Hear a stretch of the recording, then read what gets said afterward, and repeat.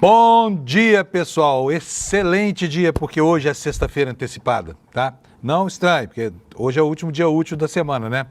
Quer dizer, tem muita gente que folga amanhã, mas vai trabalhar na sexta. Não é o caso do ICL, nem do Judiciário e nem, acho que da maioria dos trabalhadores, que vai emendar, né, o dia 1º de maio, amanhã, com o dia 2, e nós vamos estar de folga por aqui. Então, estamos comemorando isso por aqui. Não que a gente não goste de trabalhar, tá?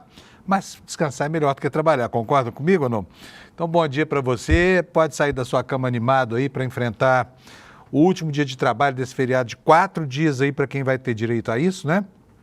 E vamos começar a saber como é que está terminando a nossa semana curtinha só de 3 dias aí. Está terminando com muitas novidades na política, na área do judiciário, né? Nós tivemos ontem, por exemplo, uma grande, enorme repercussão daquilo que se transformou no grande escândalo desse tempo, que é a tunga que era feita por vigaristas que assaltavam a conta da aposentadoria e de brasileiros que pagaram a vida inteira o INSS, de repente receberam um presentinho lá sem saber de onde vinha, uma contribuição mensal que não pediram, não solicitaram, mas que vinha sendo cobrada fazia muito tempo e o governo, dormindo em berço esplêndido, deixou isso prosperar até aqui. Desde que conheceu o assunto, no ano passado, meados do ano passado até agora, um ano já se passou e só agora surgem esses alertas aí, né, de problemas nessa área aí, envolvendo sindicatos, associações vigaristas e funcionários públicos pilantras também que permitiam essa tunga aí, fornecendo dados e facilitando as coisas para essa turma que encontrou um caminho fácil para roubar dinheiro das pessoas, né? Vamos começar aqui o noticiário de hoje, vamos falar sobre futebol. Vou chamar o Alex aqui, porque nós temos hoje uma conexão, né, Alex, com o futebol, o racismo e outras manifestações de racismo que aconteceram fora da área. Então, bom dia, Alex, tudo bem? Bom dia, Panuso, tudo ótimo. Sim, a gente tem essa conexão, infelizmente, ocorrendo novamente em solo brasileiro. De novo, né? Saiu pancadaria ontem, hein, gente? Eu quero dizer para vocês que é impressionante, né? Porque toda vez que acontece uma coisa como essa, Alex, a gente acha que vai ser a última, né? Porque Sim. Há uma execração do agressor, do racista, há um processo que muitas vezes termina mesmo em condenação por injúria racial, mas o racismo resiste, tem uma resiliência inacreditável, né? Sim. As pessoas não desistem. Então vamos falar do caso específico que eu tô falando. É isso aqui, olha. Ontem teve um jogo do Paraná contra o Londrina. Terminou 3-1, vitória do Paraná, não é isso, Alex? Isso, só um ajuste, Panuso. Esse jogo ocorreu dia 26 de abril, tá bom? Foi no não foi sábado. Ontem, tá? Isso. Beleza, maravilha. Foi dia 26, então desculpa aqui a imprecisão. Muito bom, Alex, gostei da correção. Por nada. Bom, o que aconteceu? Olha só, no terceiro gol do pessoal do Paraná, um jogador, né, tá aqui no UOL, vou ler para vocês aqui. Eduardo Ribas do Paraná supostamente chamou Matheus Costa do Londrina de preto. E aí fechou o tempo. O que aconteceu lá, Alex? Então, após o jogador chamar o outro sobre essa nomenclatura que você falou, o Carlos Eduardo do Londrina partiu para cima do Eduardo Ribas e agrediu ele, tanto que o jogo foi paralisado. E o caso foi também, a agressão se estendeu para o vestiário, onde o Carlos Eduardo do Londrina também agrediu o nutricionista do Paraná. Nisso, o duelo foi encerrado após a confusão generalizada e o atleta foi expulso, o cara que sofreu o racismo. A vítima do racismo foi expulso, que agrediu. Isso. Foi Gente punido. do céu. Nesse caso, a vítima se ferrou, né? Sim. Se ferrou completamente e nisso o Londrina condenou o caso de racismo. O clube afirmou que está prestando todo o apoio ao zagueiro Matheus Costa e abriu um boletim de ocorrência contra o jogador que fez esse ato racista. E disse que também encaminhará o caso à Justiça Desportiva para punições mais cabíveis ao infrator. Agora, o agressor, no caso, não o racista, né? O que foi agredido por esses insultos racistas, deu um murro na nuca do que proferiu lá a sua aleivosia, né? Sim. E tá aqui, olha, hoje ele aqui na capa do UOL dizendo o seguinte: me arrependo de não bater mais. Sim. Está se arrependendo não é de ter batido, é de não ter batido mais, né? Sim, Agora, ele soltou uma nota coça nas em redes sociais. racista, uma coça em racista é bom de ver, sabe? Eu sou um cara totalmente pacifista, mas tem alguns casos que bom senso, galhardia, simpatia, delicadeza não resolvem, né? Sim. Carlos Então, esse é um Eduardo se deles. manifestou nas redes sociais e disse: se tiver racismo na minha frente, eu bulo na bala mesmo. Que se... E aquela palavra. Que se F, né? Isso. Esse bip eu adoro. Olha só, não foi só no futebol não, mas antes de falar de outro caso de racismo que aconteceu na Câmara de São Paulo, eu quero mostrar para vocês, quero conversar com o Alex aqui, porque o Alex é que entende de futebol aqui, eu não entendo nada. Mas ontem a CBF veio a público, Alex, e disse aí, vou esclarecer a polêmica da camiseta vermelha, que aliás eu achei muito bonita, viu gente? Não sei se vocês gostaram não, vai ser legal o Brasil jogando de camiseta vermelha aí. Eu quero ver os patriotários, né, vestindo essa camiseta vermelha, porque Sim. eles têm lá o seu bordão, né? A nossa camisa da seleção jamais será vermelha. E Sim. parece que vai ser, hein?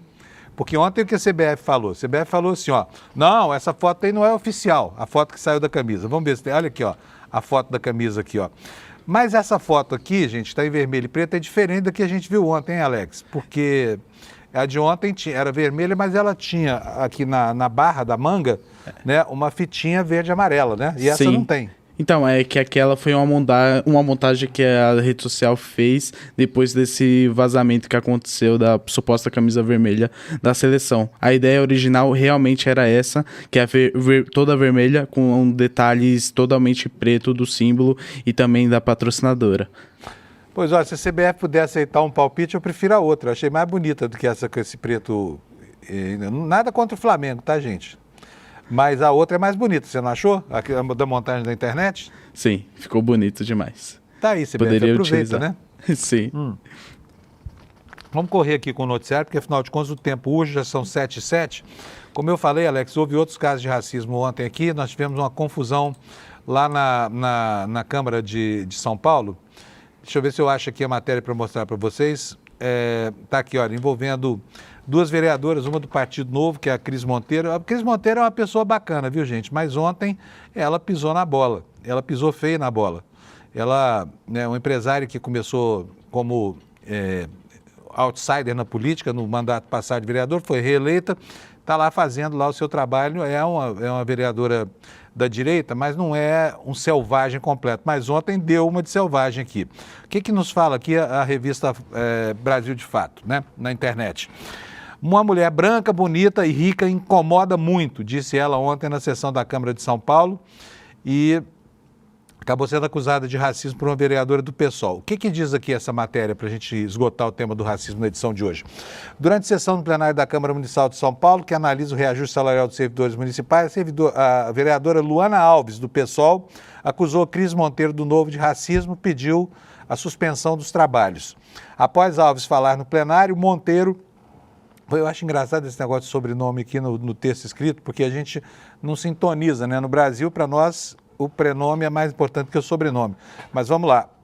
Após Alves, né, falar, que é Luana Alves falar, o Cris Monteiro foi até o microfone se manifestar e tentando atacar os servidores que estavam na galeria, ela disse: enquanto vocês falaram, ninguém se manifestou. Agora, quando veio uma mulher branca falar a verdade, vocês ficaram nervosos. Uma mulher branca, bonita e rica incomoda muito vocês, mas eu estou aqui representando uma parte importante da população, foi o que ela falou.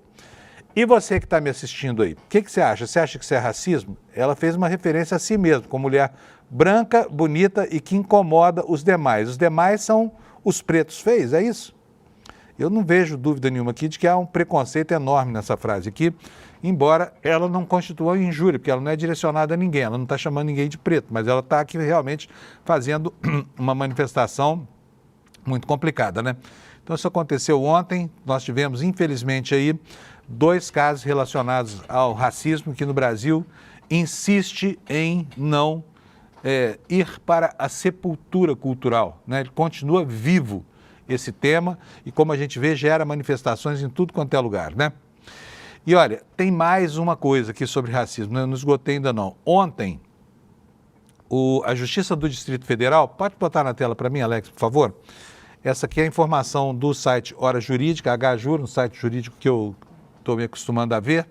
Está dizendo aqui a matéria seguinte: a Justiça do Distrito Federal condenou o Nicolas Ferreira a pagar R$200 mil de indenização por causa de uma fala homofóbica. Vocês podem ver aqui a foto, que talvez seja a foto que vai eternizar a vida desse sujeito aqui lá no Congresso Nacional, que é uma foto extremamente desrespeitosa, né? Ele tirando um sarro aqui, adotando esse simbolismo aqui, para lacrar em cima da população trans do país, né? O que diz a notícia aqui? O Tribunal de Justiça do DF condenou o deputado federal Nicolas Ferreira do PL ao pagamento de R$200 mil por danos morais coletivos por causa de declarações sobre pessoas transgêneros feitas no plenário da Câmara, exatamente no dia em que ele foi fotografado assim, olha, desse jeito, né? A sentença proferida pela juíza Priscila Faria da Silva, da 12ª Vara Civil de Brasília, considerou que as falas do parlamentar ultrapassaram os limites da liberdade de expressão e configuraram um discurso de ódio contra a comunidade LGBT. O episódio que motivou a ação judicial ocorreu no dia 8 de março de 2023, Dia Internacional da Mulher, quando o deputado usou essa peruca horrorosa aqui, né? Quando o deputado usou essa peruca durante um discurso na tribuna e afirmou que as mulheres estariam perdendo seu espaço para homens que se sentem mulheres. A decisão judicial ainda permite recurso por parte do parlamentar, que já manifestou sua intenção de contestar a sentença. É o que diz aqui o site Hora Jurídica sobre essa condenação do deputado Nicolas Ferreira, né?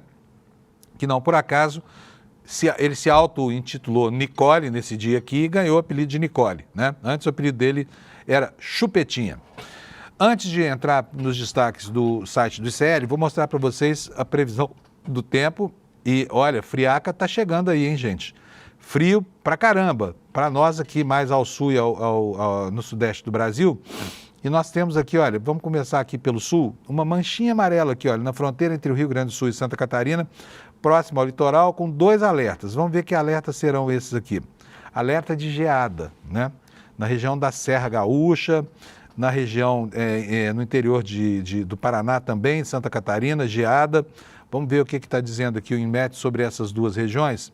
Grau de severidade, perigo potencial, no dia 30/4 hoje, às 3 horas da manhã, valia até às 7 da manhã, portanto já deve ter geado por lá. Eu até vou dar uma olhadinha nas temperaturas para lá para ver se geou mesmo, né? Porque geada é prejuízo, principalmente para a agricultura, e eles estão agora no momento de plantio da safrinha lá no sul também.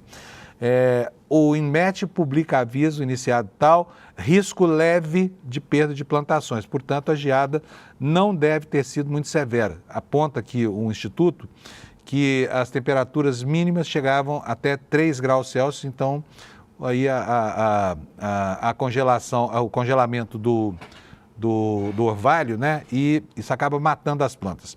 Há uma segunda zona de alerta aqui, olha, nessa faixa que vai do extremo noroeste brasileiro até o litoral do Espírito Santo e o litoral sul da Bahia, com alertas mais severos aqui em cima para chuvas intensas no oeste do Amazonas e no estado do Acre, e também aqui no sulzinho da Bahia, né? Temos outro alerta severo aqui de chuvas intensas na região lá de Salvador, pega a região metropolitana de Salvador, chuvas intensas então em toda essa área aqui.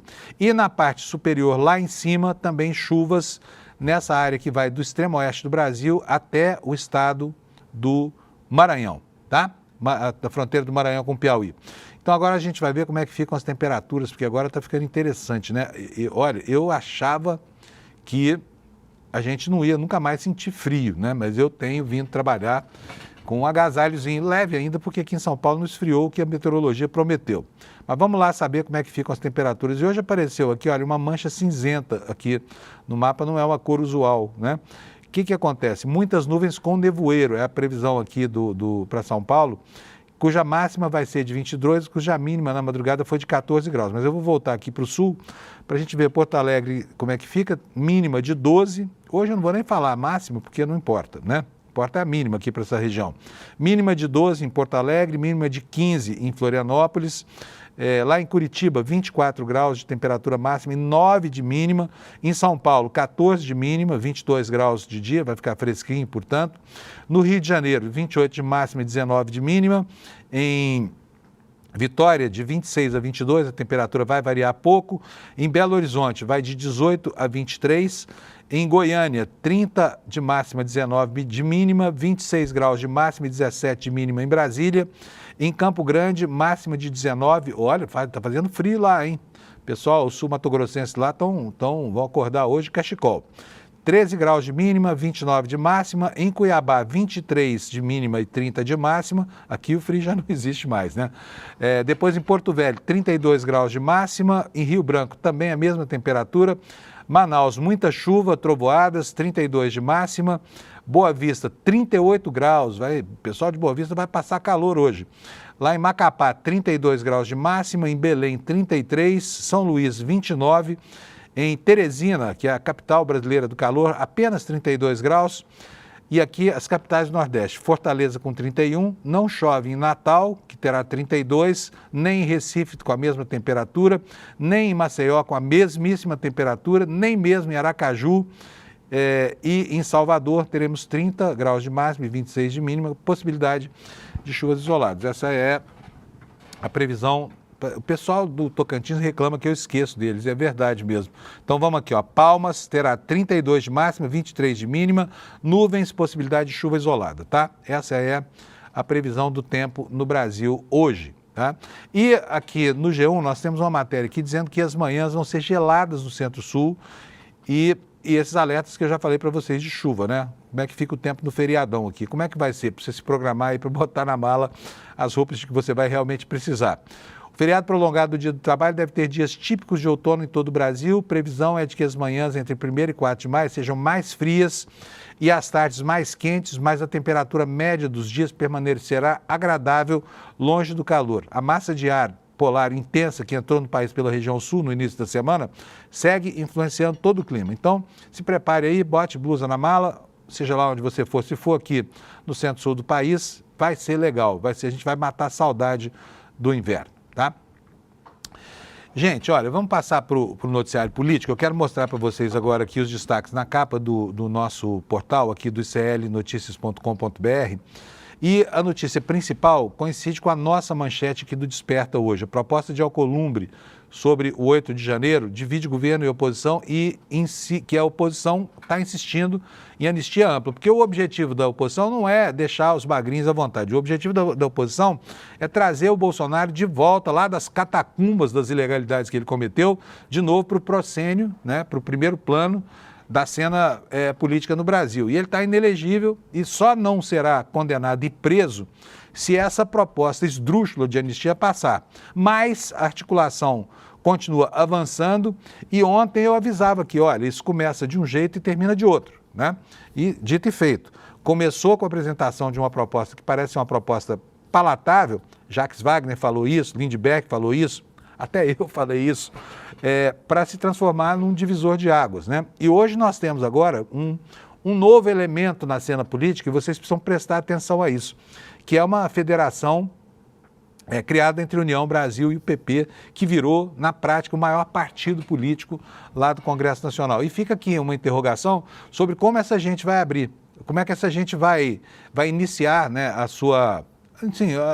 o fixar das suas posições.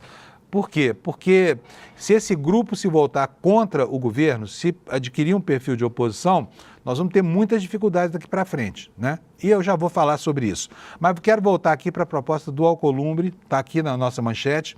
A proposta do Alcolumbre está dividindo governo e oposição, insiste na anistia ampla. E aqui embaixo a gente vê que assim, ó, o acordo sobre o 8 de janeiro prevê uma pena menor para crime praticado por multidão, o que faz com que esses de cabeça lavada, né, de cérebro lavado, de repente possam se beneficiar. Mas se ficar desse tamanho aqui, a cúpula, os financiadores, os fazendeiros que mandaram dinheiro a rodo para financiar esse movimento, os caminhoneiros, né, os que lideraram essa coisa toda, estão bem ferrados mesmo, e que é o que a gente espera que aconteça. Vamos ver aqui o que diz a primeira manchete aqui do site do ICL. Então, já li para vocês a manchete, vocês já estão por dentro dela. É uma matéria da Folha Press, reproduzida aqui no site do ICL. Por motivos opostos, integrantes da oposição e uma ala do governo Lula apresentaram objeções à construção de um acordo para reavaliação das penas aplicáveis aos participantes dos atos antidemocráticos do 8 de janeiro, mas sem um perdão para os crimes cometidos. A proposta alternativa ao projeto de lei encampado por Jair Bolsonaro é costurada nos bastidores pelos presidentes do Senado e da Câmara dos Deputados junto ao Supremo Tribunal Federal. Enquanto senadores e deputados federais de oposição condenam publicamente a sugestão e prometem não abrir mão da anistia ampla, auxiliares do presidente Lula chegaram a afirmar que esse acordo seria inconstitucional porque feriria a autonomia dos poderes. O tema foi debatido pelos principais senadores da oposição nesta terça-feira, 29, durante o almoço. Segundo relatos, os parlamentares disseram que não haviam sido consultados por Alcolumbre sobre a ideia e definiram que é preciso insistir publicamente na anistia. Estavam presentes, olha quem, com esse quórum aqui não podia ser diferente, né? Flávio Bolsonaro, Rogério Marinho, Ciro Nogueira, Hamilton Mourão, Carlos Portinho, Damares Alves e Eduardo Girão. Óbvio que a opinião deles é outra. Por quê? Porque esse é o primeiro time do Bolsonaro. Esse aqui é o time que faz um empuxo, né, dessas teses esdrúxulas aqui e está sustentando aí uma posição de que é inadmissível isentar bagrinhos e não o tubarão inelegível. Líder do PL, Portinho apelidou a proposta de Acordo de Roma, uma ironia a viagem de Alcolumbre e Mota para o velório do Papa Francisco no fim de semana, junto de Lula e também de Luiz Roberto Barroso. Aí abre aspas aqui. Ele diz o seguinte, olha, esse pacto de Roma não foi debatido com as lideranças, portanto não se pode falar em proposta do Congresso.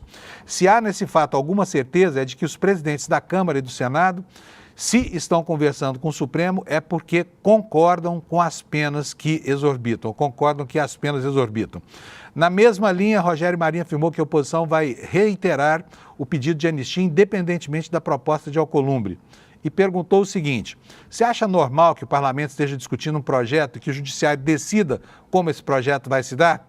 Como você faz a anistia seletiva? Vou perdoar esse e penalizar aquele? Qual o critério?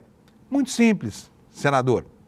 É moleza de saber isso aqui. Olha, fala assim, ó, quem estava no badernaço lá no dia, naquele momento, vai ter a pena aliviada. Ao invés de 17 anos, 14 anos, vai ganhar 3, 4 anos, logo vai estar em casa, tá? E para os demais não se fala nada. Como o Bolsonaro não estava lá, como enfim, como a cúpula do golpe não estava lá, ela não seria atingida por essa legislação, tá bom? Vou voltar aqui para a capa do ICL, porque nós temos outra informação importante aqui nos nossos destaques, que foi a rejeição da CCJ da Câmara ao recurso do Glauber Braga. Está aqui a matéria para você.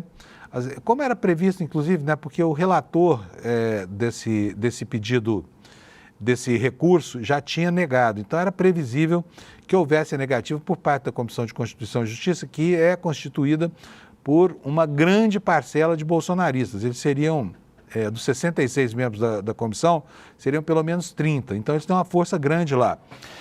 E o que diz a nossa reportagem no site do ICL Notícias? A Comissão de Constituição e Justiça da Câmara rejeitou, na noite desta terça, 29, o recurso contra a recomendação de cassação do mandato do deputado Glauber Rocha, do PSOL, e com isso o caso fica liberado para a decisão no plenário da Casa, que é quem vai dar a palavra final.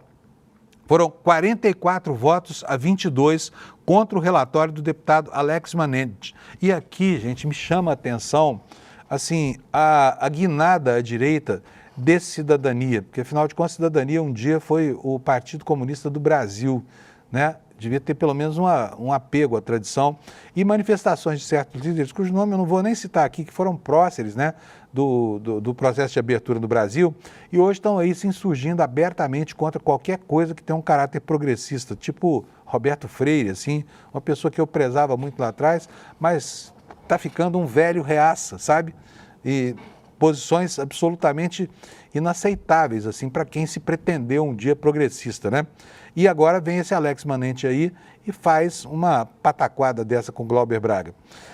Então, lá, o parecer dele foi aprovado por 44 a 22, votação cheia lá na comissão. Todos os deputados votaram, né? Negando o recurso ao Glauber Braga, né? E aí, o argumento é de que o Conselho de Ética seguiu o rito legal. O Conselho de Ética, que eu chamo de Tribunal do Crime, lá da Câmara Federal, porque não foi sequer capaz de caçar deputados acusados de crimes gravíssimos. Por exemplo, né, Carla Zambelli, a pistoleira. Ao final, o Glauber conversou com o ICL Notícias e disse o seguinte: olha, de 0 a 100, a minha disposição de enfrentar esse processo nos próximos meses é 100%, portanto, ele está animado. O que era cenário inicial de uma cassação sumária mudou. Hoje em dia, parlamentares das mais variadas forças políticas diariamente vêm me dizer que são contra a cassação. Aqui mesmo, nas argumentações, na própria CCJ, não vi nenhum partido ou força política defender com ênfase que eu tenho que ser cassado. Por quê? Porque é muito escandaloso o que está acontecendo. Então, eu estou confiante de que a gente vai virar esse jogo, disse ele. E disse mais num vídeo que distribuiu nas redes sociais, que nós vamos ver agora para ver a reação, uma reação bastante serena do Glauber Braga. Roda para nós, Alex, por favor. Agradecer as bordadeiras que trouxeram aqui esse Glauber Fica. Gente, acabou de sair o resultado na Comissão de Constituição e Justiça do nosso recurso. A gente perdeu por 44-22. Agora a matéria vai ao plenário provavelmente em 2 meses.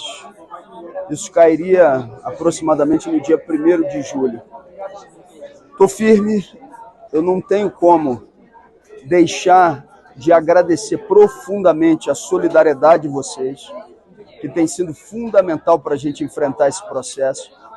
Vou agora percorrer os 26 estados brasileiros, sustentando a defesa, apresentando as nossas razões, mobilizando a luta, e vamos enfrentar o plenário no dia 1º de julho. Obrigado por tudo. Aqui foi a avaliação da constitucionalidade, da legalidade, da juridicidade. Evidentemente que eu tinha a expectativa de que o recurso pudesse ser vencedor, mas não foi. Mas a luta segue, temos 2 meses, repito, pela frente, mobilizando e organizando a nossa luta. Obrigado por absolutamente tudo. Eu não estou triste, não, né? É claro que em determinados momentos a gente se revolta, mas não há tristeza. Há um sentimento de que a gente fez o que tinha que fazer e há toda a disposição para seguir mobilizando essa luta. Vamos firmes. E ele já estabeleceu aqui como é que vai ser. Ele vai sair em caravana pelo país, né? Está aqui na nossa reportagem do site do ICL. O deputado acrescentou que o plano agora é percorrer todos os estados brasileiros, organizar a defesa e mobilizar a luta. Vamos continuar mobilizando, mas ao mesmo tempo mostrando o que está acontecendo. Pé na estrada, disse o Glauber Braga. Vamos começar dia 8 por Belo Horizonte, dia 9 em Vitória, no Espírito Santo, ao mesmo tempo em que mobilizo para além do espaço parlamentar, isso acaba exercendo uma certa influência sobre o que está acontecendo aqui. Vou fazer as duas coisas em conjunto. Portanto, ele vai trabalhar, vai começar aí uma programação mesmo de viagens, né? Para tentar conversar com os colegas no ambiente das bases, para tentar se defender no plenário como for possível, né? Olha, eu vou passar agora para o... Não vou passar ainda para o Noticiário Internacional, não, porque nós temos mais coisas para ver aqui no site do ICL e eu quero mostrar para vocês. Olha só, outro destaque aqui, olha, sobre o controle externo da polícia, nós temos aqui uma reportagem que é essa. Olha, a maioria dos promotores de justiça acha que fiscalizar a polícia é prioridade do Ministério Público Federal, mostra uma pesquisa. Apesar de ser uma função prevista na Constituição, apenas 4,8% dos promotores e procuradores do Ministério Público acreditam que fazer o controle externo das polícias é uma prioridade do órgão. Esse dado faz parte de uma pesquisa realizada pela UFMG e pela Unirio e pela Unicamp, que a agência pública conseguiu obter com exclusividade. Essa pesquisa ouviu 2.504 membros do Ministério Público da União e dos Estados para investigar qual é o perfil e o que pensam esses agentes sobre variados assuntos. Questionados sobre quais são as 3 áreas prioritárias da atuação do órgão, as respostas foram: defesa do patrimônio público, combate à corrupção e improbidade administrativa e defesa da criança e do adolescente e direitos humanos. Então aqui o tema do controle das polícias, que está explicitado, né, no Estatuto do Ministério Público, ficou lá só com 4,8%, que é muito pouco. Olha, os MPs, não sei se todos, mas uma boa parte, constituíram há algum tempo um grupo de atuação especial chamado GESEP, Grupo Especial de Combate enfim, a atividade policial exagerada, não sei exatamente qual era. Mas esses órgãos entraram em descrédito tão rapidamente, sabe? ninguém quer fazer parte dele. Os promotores dizem que há muitos riscos nessa história toda. Eles têm diariamente que lidar com policiais bandidos que acabam fazendo ameaças e ninguém gosta, na verdade, de trabalhar com polícia, né?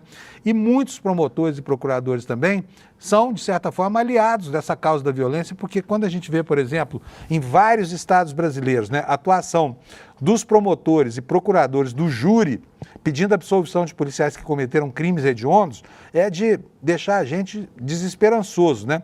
Parece mesmo que as polícias brasileiras, que são muitas vezes, não estou dizendo que são todas, mas algumas são casos notórios, né? Bahia, São Paulo, Rio de Janeiro, enfim, Goiás, essas polícias militares são extremamente violentas e elas são geridas, são comandadas por pessoas que também fazem uma aposta na violência. Caso dos governadores desse estado, Ronaldo Caiado, né, o Tarcísio aqui em São Paulo, enfim, não é preciso dizer a ênfase que eles dão ao combate, ao uso da violência extrema pela polícia, uso da violência extrema que acaba sacrificando populações marginalizadas e minoritárias, como, por exemplo, os mais pobres e os pretos, que são vítimas constantes, né?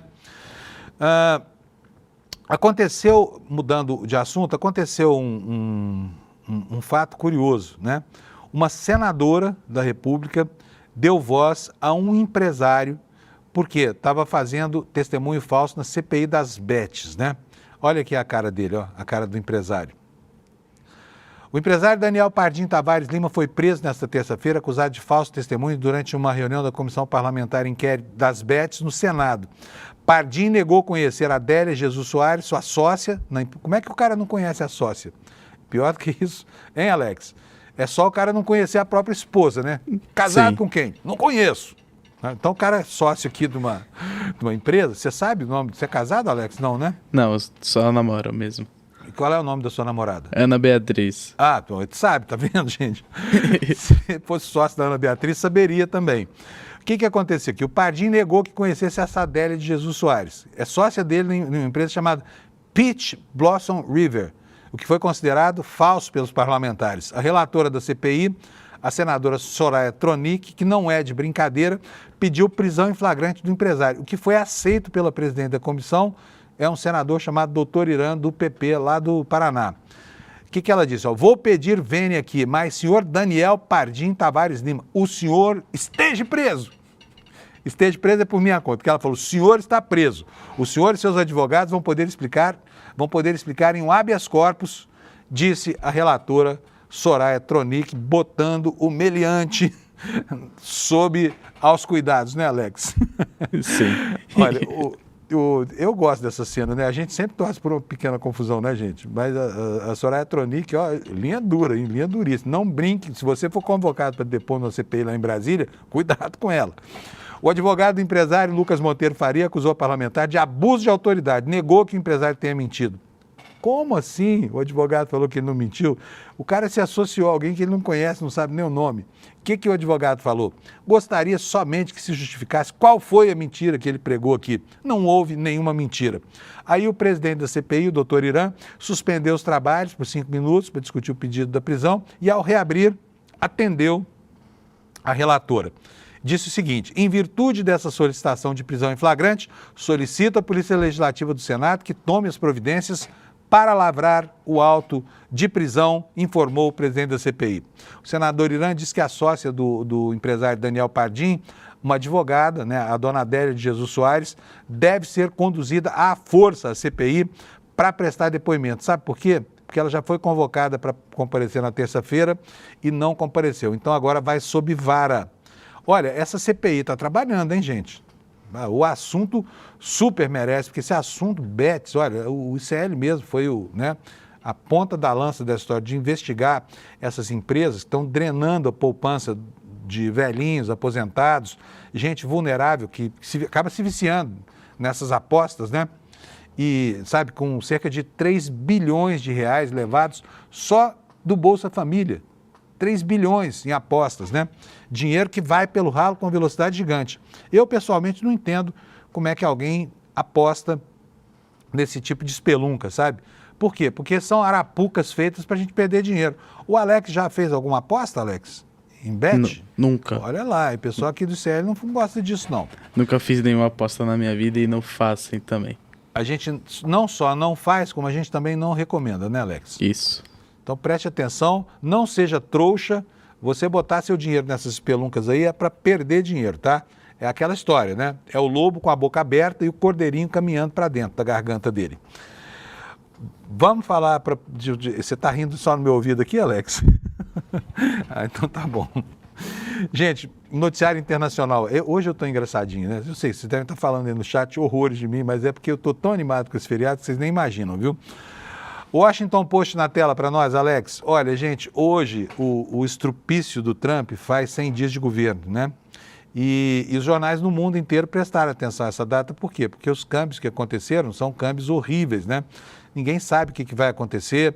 A incerteza é grande, porque ora sobretaxa com uma tarifa esdrúxula, ora ele anistia alguns segmentos da economia, como aconteceu ontem com a indústria automobilística, e o mundo confuso aí na esteira dessa confusão sobre a quebra da ordem econômica global, em benefício sabe-se lá de quê.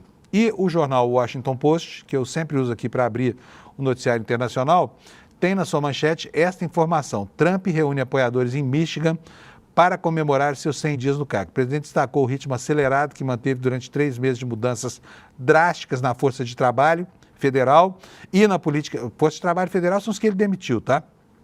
E também na política econômica global, que serviram para reorientar o país e confundir o mundo. Daqui a pouco a gente vai ver exatamente o que aconteceu durante esse comício aqui do Trump, tá? Comício de comemoração dos 100 dias. Então, esse é o destaque na capa do Washington Post. E olha só o que ele falou. Veja só na tela aqui para vocês. Aqui nós temos a Folha de São Paulo, a manchete dizendo que Trump chamou juízes de comunistas e falou em revolução do bom senso em comício de 100 dias. Vocês já viram algo parecido acontecendo por aí em algum país do mundo, mais ao sul aqui da linha do Equador, não? Essa guerra intestina entre políticos populistas, né, pretensos ditadores, anocratas e o Poder Judiciário, porque essa é a última fronteira institucional. Eles podem afrontar tudo, podem afrontar o Poder Legislativo, né? O Poder Legislativo não tem a capacidade de reação que tem a Justiça. Também tem, mas no Poder Legislativo tomado por uma maioria republicana como nos Estados Unidos, a inércia é a principal marca, né? O que a Júlia Shaib do UOL está informando para a gente, lá de Washington? 100 dias depois de assumir o governo, o presidente dos Estados Unidos, Donald Trump, decidiu promover nesta terça-feira um comício nos moldes do que fez durante a campanha do ano passado. A uma plateia com alguns milhares de pessoas em Michigan, Trump usou palavras-chave do período eleitoral e reforçou as ações e embates do atual mandato, referindo-se a juízes como comunistas.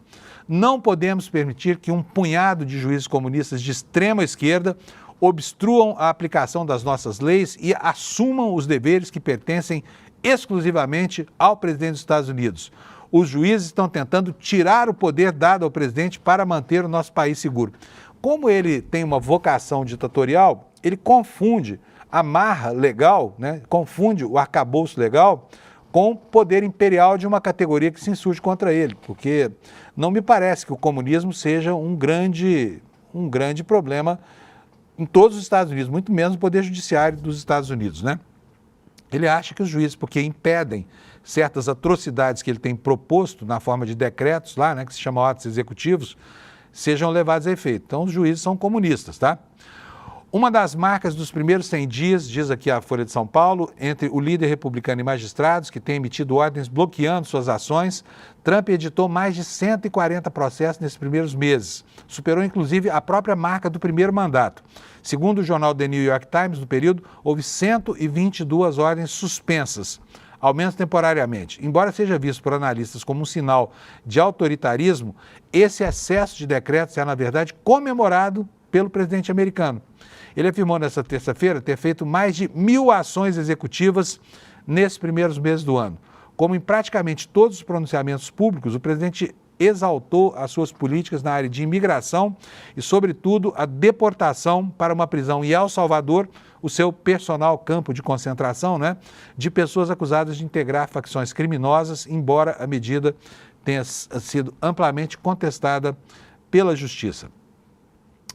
Olha, mas ontem também não foi dia só de comemoração desse primeiro 100 dias do Trump, não. Ele teve que voltar atrás novamente, porque ele é um sujeito cuja coerência é absolutamente questionável, né? E está aqui na manchete desta matéria do Washington Post a informação de que o Trump aliviou as tarifas sobre as peças automotivas importadas por um dos seus decretos, por uma das ordens executivas, né? Uma implementação mais lenta de tarifas sobre carros e peças automotivas dará aos fabricantes mais tempo para aumentar a produção nos Estados Unidos da América, né? Aliás, parece uma coisa simples, né? Mas como nós já vimos tantas vezes aqui no Desperta mesmo, a produção hoje é completamente globalizada. As peças são fabricadas num país, por exemplo, no Canadá. Estamos tratando aqui da fabricação da Silverado, tá? Que é um carro que tem justamente esse perfil. O minério que vai compor as peças da suspensão é produzido no Canadá. E depois ele é enviado ao México, onde são fundidas as peças. Aí as peças fundidas voltam para o Canadá, onde a suspensão é montada. E aí as peças são enviadas aos Estados Unidos, onde o carro finalmente é montado. Então é uma cadeia longa e para substituir esses processos todos vai levar muito tempo. Como o Trump vai e volta, vai e volta, vai e volta, não existe nenhuma segurança entre empresários de estabelecer novas operações só nos Estados Unidos, porque vai que amanhã isso tudo muda. E aí volta a valer aquele acordo de livre comércio que ele mesmo assinou lá em 2017, isentando qualquer transação entre México, Canadá e Estados Unidos da incidência de impostos, né? Bom, o que diz aqui a reportagem? Vamos lá, para a gente saber o que é isso. O presidente Trump assinou decreto na tarde desta terça-feira, suavizando tarifas sobre carros importados e peças automotivas, no que foi considerado um alívio para os fabricantes de automóveis que protestavam contra os impostos. Embora os impostos de 25% sobre veículos importados permaneçam, quer dizer, o carro que é feito na Europa, por exemplo, Mercedes, Volvo, essa coisa toda, esses carros continuam com tarifa de 25%.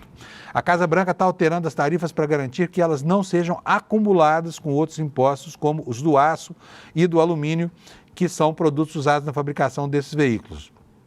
Os montadores que concluírem a produção de carros nos Estados Unidos também receberão algum alívio nas tarifas sobre peças automotivas importadas pelo prazo de 2 anos. Ele disse o seguinte, olha, é uma ajudinha. Ele disse lá na Casa Branca na terça-feira, antes de embarcar no voo para Michigan, onde participou daquele comício dos 100 dias. É uma pequena transição. Então ele está sugerindo que isso é um alívio, mas essas medidas são medidas temporárias, são medidas provisórias, né? E vamos aguardar aí o futuro, porque em relação à previsibilidade do Trump, né, é zero absoluto o que se pode esperar desse sujeito. Enquanto isso, enquanto vai lá nesse vai e vem de tarifas, com seus blefs e a sua arrogância habitual, a máquina pública americana vai sendo corroída por esse pensamento totalmente discriminatório, muitas vezes segregacionista, né? E absolutamente xenófobo em relação aos alvos das ações mais tiranas desse sujeito. E quem está sofrendo na pele as piores ações são justamente os imigrantes, especialmente os indocumentados. Estão lá, mas não só eles, porque como a gente viu, já teve cancelamento aí de visto de estudante, né? Já teve até criança sequestrada, teve gente que era cidadão, estava em condição regular nos Estados Unidos, foi mandada para o campo de concentração de El Salvador, tudo isso aconteceu, tá? E agora, veja só como é que a corrosão da máquina por esses agentes ideológicos da direita causa estragos terríveis.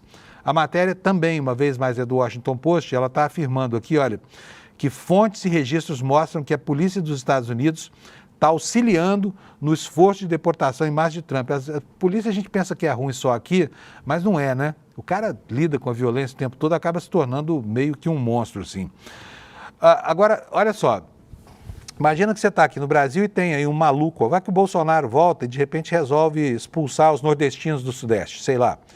Alguma coisa parecida com o que Trump está fazendo com os imigrantes de lá, inclusive com os americanos, né? E aí, você está lá na sua casa e recebe uma encomenda pelos Correios, tá? E o carteiro, diante da suspeita de que você é um imigrante, que é indocumentado, informa a polícia. É o que está acontecendo lá, sabe? Olha só aqui, olha, o Serviço de Inspeção Postal agora se juntou à Força-Tarefa para localizar os imigrantes indocumentados usando dados de pacotes e das correspondências. de acordo com pessoas familiarizadas com o esforço de registro obtido pelo jornal Washington Post. Olha aqui, a ilustração é um caminhão do Serviço Postal dos Estados Unidos, é a agência de correio deles lá, é tão estatal quanto os nossos correios aqui. O braço policial do Serviço Postal dos Estados Unidos começou discretamente a contribuir, a colaborar com autoridades federais de imigração para localizar pessoas suspeitas de estarem ilegalmente no país, de acordo com 2 pessoas que conhecem o assunto, ampliando drasticamente o escopo da campanha de deportação em massa do governo Trump.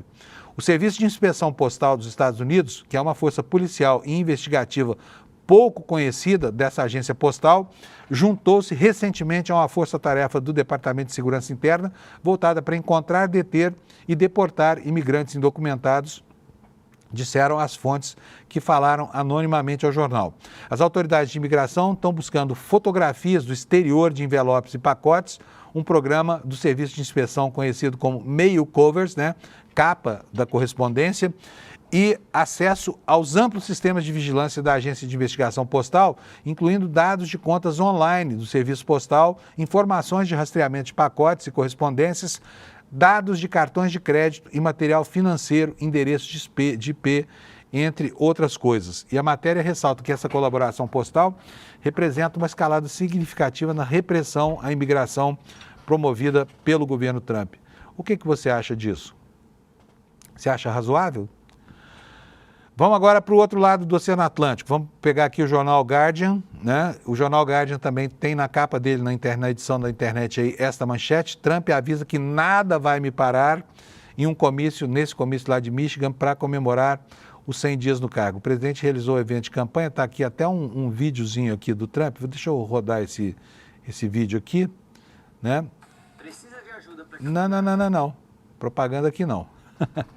Donald Trump comemorou o seu 100º dia do cargo com um comício em estilo de campanha em Michigan e um ataque aos juízes comunistas de esquerda, como nós já falamos aqui, por tentarem tomar o seu poder, alegando que nada me impedirá. O presidente também apresentou o espetáculo arrepiante de um vídeo de imigrantes venezuelanos enviados aos Estados Unidos para uma prisão notória em El Salvador, essa que eu chamo de campo de concentração, acompanhado por uma música no estilo de Hollywood e gritos de aprovação da multidão. A escolha de Michigan por Trump foi em reconhecimento não apenas ao estado, que foi decisivo e ajudou a consagrá-lo como vitorioso na eleição, e também sobre a vice-presidente Kamala Harris na eleição de novembro passado, mas também de seu status como possível beneficiário de uma política de tarifas que, segundo ele, revitalizará a indústria nos Estados Unidos, que é o que está aqui por ser provado. Enquanto o Trump briga com o mundo lá nos Estados Unidos, e vai consolidando a sua política fascista, a sua plataforma fascista, os europeus ainda às voltas com o apagão de anteontem. Agora, o que está em jogo lá é relacionar, é uma campanha. Olha só como é que as coisas são. Ninguém sabe direito ainda o que foi que provocou esse apagão. A justificativa apresentada ontem, o Alex até me perguntou aqui se eu sabia o que era, eu li. Sim. E não entendi. Lembra, Alex? Lembro, eu até pesquisei também.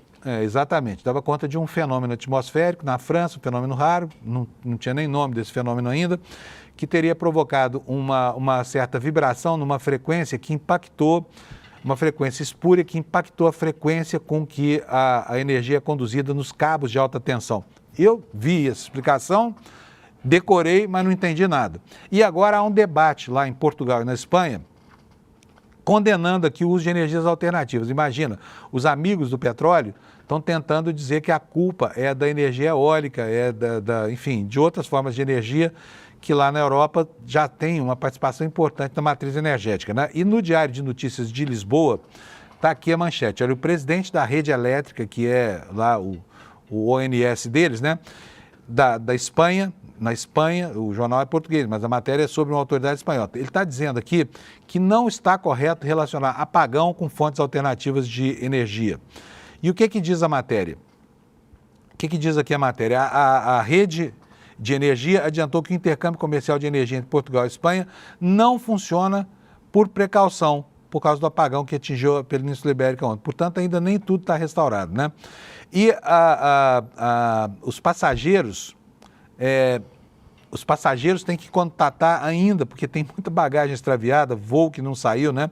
E a Agência Nacional de Aviação recomendou que os passageiros solicitem informação sobre essas bagagens extraviadas às companhias aéreas antes de se deslocarem para o aeroporto, adiantando que foram reforçadas as equipas de apoio e informação, diz aqui o jornal português.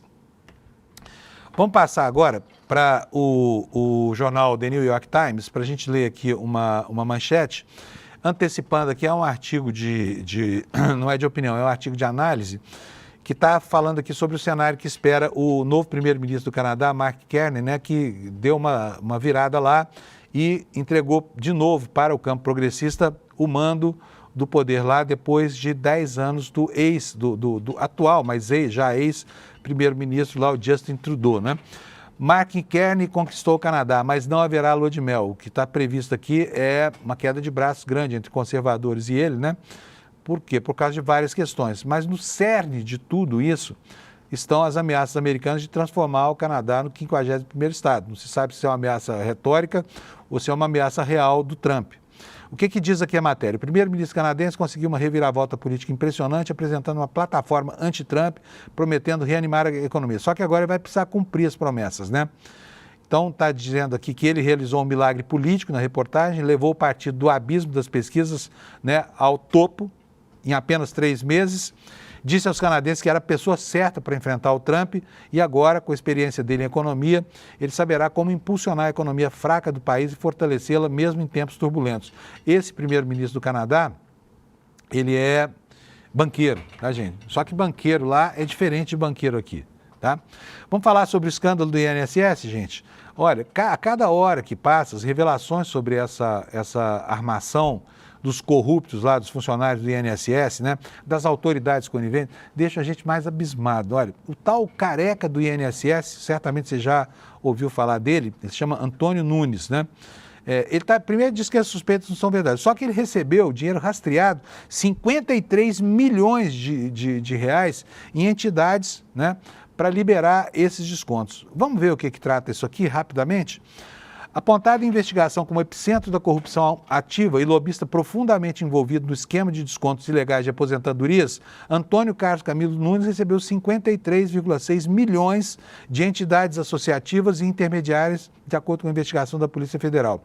O relatório dos investigadores informa que o pagamento ocorreu por meio de empresas de Antunes, que ele é conhecido como careca do INSS. Ele ainda teria repassado R$ 9.320.000 a servidores e empresas ligadas à cúpula do INSS. O empresário foi um dos alvos da operação sem desconto, deflagrado na última quarta, e a investigação afirma que ele usava empresas para prestar serviço de consultoria a entidades que cobram mensalidades associativas dos aposentados. A propósito disso ainda, o ministro Lewandowski, cujo filho, né, foi contratado como advogado de uma dessas entidades aí, ontem se explicou, disse o seguinte, olha, não se pode criminalizar a ação de advogado. E é verdade, não se pode criminalizar mesmo a ação de advogados, né? Todo réu no Brasil, toda pessoa que cometeu um crime precisa de um advogado, né? E grandes advogados trabalham para clientes absolutamente enrolados, né? Eu cito aqui pessoalmente o caso do Cacai, que é um advogado que tem clientes muito complicados, mas não esquece da questão ética. E ele vai lá e faz a defesa. Então, razão assiste ao ministro. Agora fica aqui a estranheza, né? Porque, afinal de contas, quanto os advogados sabem na realidade dos negócios de seus clientes, né? Quantos sabem? E aí o filho do ministro da Justiça não dá conhecimento ao próprio pai disso, é uma coisa que deixa a gente aqui preocupado, né? Vamos seguir aqui com o noticiário do dia, porque eu estou quase terminando aqui o Desperta de hoje. Olha, o governo está sendo cobrado por trabalhadores, né, para que se empenhem em uma pauta que aliás está escassa mesmo, né? Pouco se vê sobre mudança, por exemplo, naquilo que o Temer fez lá em 2017, que foi destruir a estrutura sindical brasileira, né? E agora, quais são as pautas principais, nas quais o governo também não está se empenhando? Aliás, deveria, mas não está. A pauta da jornada 6x1. Essa é uma pauta que marca o campo progressista e marca muito positivamente, porque teve uma aceitação extremamente grande, repercutiu demais, né? E também a isenção do imposto de renda na fonte. Nós já estamos Amanhã começa o 5º mês do ano e a matéria está simplesmente paralisada lá no Congresso Nacional, não andou nenhum passinho. E com o passar do tempo, começa a se formar um ambiente hostil para ela, né? Porque agora nós teremos, inclusive, a criação dessa nova confederação de partidos, e essa confederação é uma confederação que promete dar muito trabalho para o governo, né? Então, é bom ficar atento a isso. Por quê? Porque o cenário político pode, no final das contas, impedir a consecução dessa história toda, né? E a jornada 6x1 vai virar, né, nada no horizonte, uma vez que ela tem lá um projeto de lei tramitando, a deputada Érica Hilton, mas não passou disso até agora. E não há indício de que o Congresso esteja disposto a bancar essa pauta. Por falar nessa história da federação, eu queria dar conhecimento a vocês do que trata isso. Está aqui em matéria do jornal, do site G1. Eu vou tirar esse anúncio daqui porque a gente não gosta de propaganda aqui. União Brasil e PP lançam superfederação com a maior bancada da Câmara, quase 1.400 prefeitos. Imagina a força política disso, né? E olha que fotografia linda, olha. ACM Neto, Ronaldo Caiado, gente do céu. União Brasil e progressistas anunciaram oficialmente nesta terça-feira a criação de uma federação partidária. A aliança será chamada de União Progressista, deve ser registrada no TSE nos próximos meses, sendo validada já a partir de 2026. Juntos terão a maior bancada da Câmara, o maior número de prefeitos e receberão as maiores fatias de recursos públicos para o financiamento de campanhas eleitorais e de despesas partidárias. Aí a matéria explica como é que funciona a federação partidária e diz o seguinte, olha, atualmente 3 federações estão registradas no TSE, todas as federações feitas em 2022, PT, PCdoB, PV, PSOL, Rede e PSDB Cidadania, que já anunciaram rompimento, e aí o União Brasil fez uma fusão com 2 outras siglas, o DEM do ACM Neto e o PSL do Luciano Bivar. Em seus primeiros meses, diz a reportagem, a presidência da federação vai ser compartilhada entre Antônio Rueda, do União Brasil, e o senador Ciro Nogueira, ainda sem uma hierarquia estabelecida. As tratativas entre União e PP são acompanhadas de perto por outros dirigentes partidários que tentam projetar o tamanho do impacto dessa superfederação nas campanhas de 2026. Olha, recadão para vocês, né? Nós estamos aqui com uma campanha, nós precisamos que as pessoas todas entendam a importância de ter um jornalismo sem contaminação espúria de nenhum tipo de interesse político, comercial, e isso, gente, é só mesmo aqui no ICL, tá? Eu, se fosse você que ainda não nos apoia, pensaria melhor sobre isso. Sabe por quê? Porque custa muito barato. Você vai pagar menos de R$1,50 por dia para ter informações absolutamente cristalinas, né? Insuspeitas, como essas que a gente dá todos os dias aqui em toda a programação do ICL. E para quem quiser fazer uma assinatura dando a alguém o direito de estudar num dos mais de 300 cursos do ICL, aí é melhor ainda, né? Porque a relação custo-benefício é impressionante. Além de tudo, você faz algo que é virtuoso do ponto de vista humano e até moral. E ainda você vai ganhar toda essa coleção de brindes aqui, olha, livros, a pulseira do ICL, ímãs de geladeira, um banner grandão, né? um pôster, e tudo isso para mostrar para você a importância de nos ajudar a sustentar este jornalismo, que na verdade é o brinde que não está aqui embaixo, mas está aqui, olha, na tela para você, tá? Então pensa bem, assina o ICL, vai fazer muito bem para você, vai fazer bem para o país, vai fazer bem para nós também, que vivemos de fazer esse jornalismo que você admira e prestigia. É só vir aqui, olha, aqui, despertaicl.com.br, tá? Menos de R$1,50 por dia, tá? Na hipótese mais cara, que é essa, em que você paga para que alguém possa fazer também um dos cursos do ICL, são R$2 por dia, é nada, tá? Olha, desejo a você um fim de semana excepcional, né? Já que sextou na quarta-feira, que você tenha bastante juízo, que você não esqueça de levar as suas blusas na bagagem e se encontre conosco aqui na segunda-feira, porque nós também vamos descansar, tá bom? Então, bom feriado para todo mundo, até segunda, pessoal. Jornalismo de verdade coloca o interesse do público acima de qualquer outro. Essa é a gravidade da situação. Como que a gente hoje, que tem imagens imediatas do que se passa, aceita uma coisa dessa? Incomoda os poderosos. Ele me viu, olhou no meu olho, já mandou ele atrás de ti, cadê a prevenção? A gente entrou agora numa cruzada contra esse crime das tais apostas esportivas. Jornalismo de verdade não se omite nunca. Está sempre ao lado da democracia. Que eu já falei várias vezes, né? Sobre como o Cid omitiu e até mentiu algumas vezes. As urnas, elas funcionam. A denúncia foi recebida por unanimidade. Não descansa, porque a notícia também não.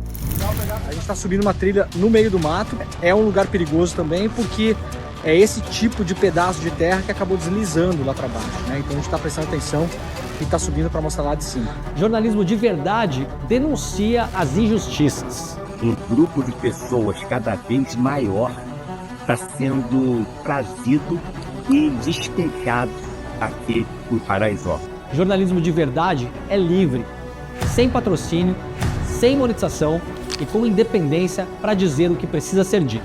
O ICN só pode fazer jornalismo de verdade graças ao apoio da comunidade corajosa que luta ao nosso lado. Faça parte da comunidade do ICL e apoie a nossa luta pelo jornalismo de verdade.